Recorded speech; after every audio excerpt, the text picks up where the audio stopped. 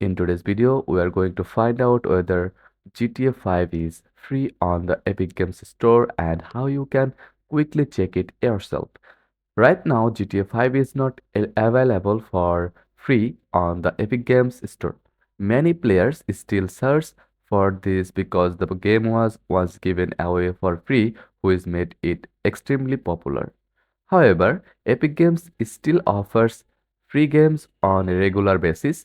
New titles are usually added to the free games section every week, so it's always worth checking.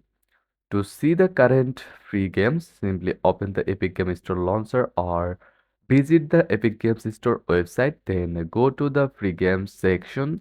This page shows all the games you can claim for free at that moment. It's also a good idea to follow Epic Games on social media so you can get updates whenever a new free games is announced.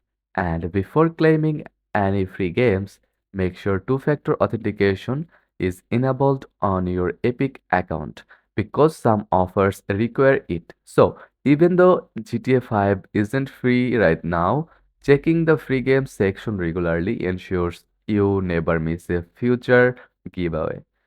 And that's how you check if GTA 5 is free on Epic. Share this video and subscribe for more quick tutorials. Thanks for watching.